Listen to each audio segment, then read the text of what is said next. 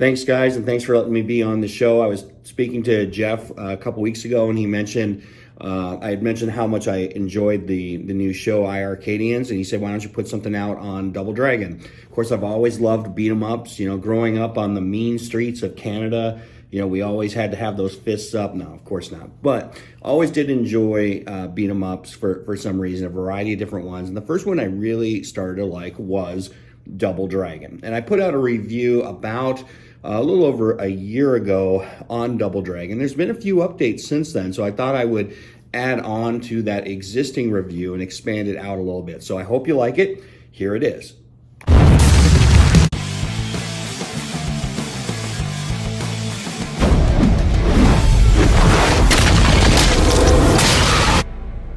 Hey guys, it's Roy Mason with my very first game review, Double Dragon on iArcade.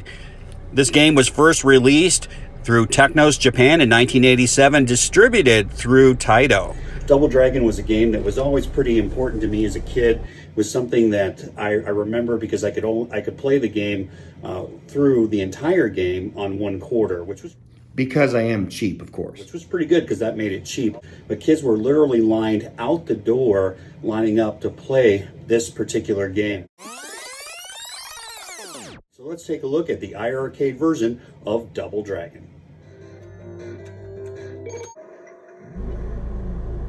This game was such a big game changer for beat 'em ups that had already been released, like Kung Fu Master and Shinobi, that had been released around that same time period. But this changed fighting games going forward.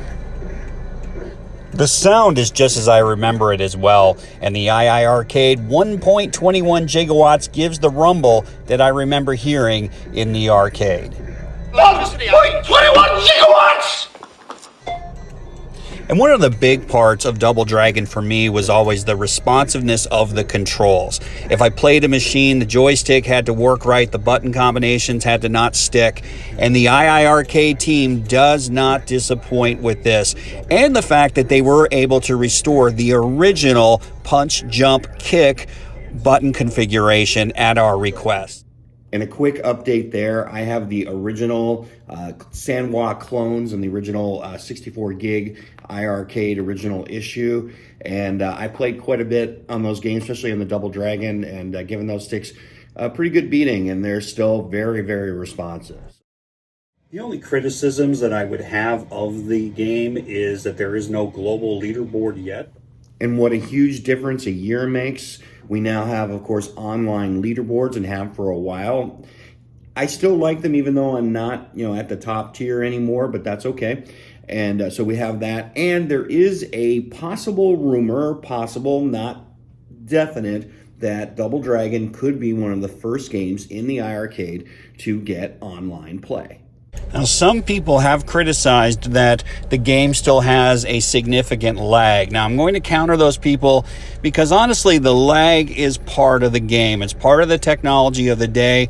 That's the way it was when we played it. And we liked it. We loved it. And eventually they were able to correct that in Double Dragon 2, which moves much faster, but it's part of the game. And removing that lag to me is like taking the pops and the cracks out of vinyl. It was part of the recording. It was part of the time, or what I would say as history.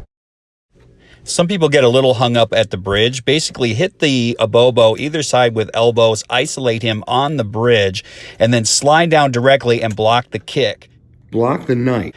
Also, less elbows means more points. So use the elbow if you want to get to the end, but if you want points, use the kick more. With the roundhouse kick will work a little bit better to rack up more points. And just to expand on that, the elbow, by some people who play the game quite a bit, is kind of considered an easy way out, an easy way to get through the game. That's how I was always able to get through on 1/4, was pretty much using the elbow, because I wasn't playing for points.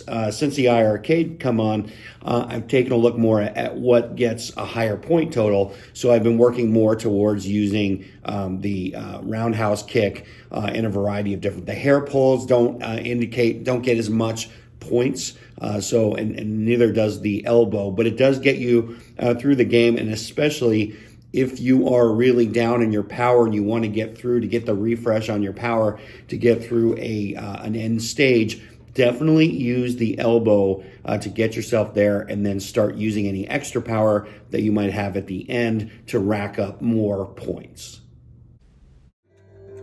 To be conscious of what our kids see, the beginning is a little brutal, a little bit more than we want to see of Marion. Other than that, the violence is pretty much PG-13, so pretty tame for the most part. Overall, the game works pretty well on the iArcade, and it's a winner for me. So thanks, Jongshin, for bringing this game. And of course, the best news yet is that it's standard with every version of the iArcade. And of course, Double Dragon was just the first game of the Double Dragon series to hit the arcades. And then I remember when Double Dragon first came out, I saw it in Niagara Falls, Ontario. I thought, this is going to be the greatest game ever, Double Dragon 2. And it was okay. You know, I just couldn't. They took away my elbow. They changed all the fighting styles. They changed the controls. Because everything, as I mentioned earlier, was always about controls and how responsive the controls were, and it just kind of disoriented me, and I went on to other games and never really played it. So one of the great things about the iArcade for me has been a chance to revisit Double Dragon 2 and be able to get used to it, because I have unlimited quarters, so I was able to get used to the controls, and it's a lot of fun. Then of course Double Dragon 3 came out, and that was, I honestly didn't even know it came out, never really saw it, didn't even know it really existed, saw it a few years later. Just was not the same gameplay. If you liked Nintendo or NES's version of Double Dragon, I feel like Double Dragon 3 plays more like that. The moves are just not fluid, just not the same game, different design team. But if you play Combat Tribes is the true sequel to Double Dragon. It has a lot of the same moves, the same design team, and so it's definitely something that is worth playing if you really like the original Double Dragon game. So I highly recommend the Combat Tribes. So if you love beat 'em ups, iArcade is definitely a place for you. There's all kinds of them out there, different styles, different ages of games, some more complicated, others more simple, such as Kung Fu Master, but just some great games out there. So I encourage you to explore through iArcade's titles and check out some of the great beat 'em ups that are out there.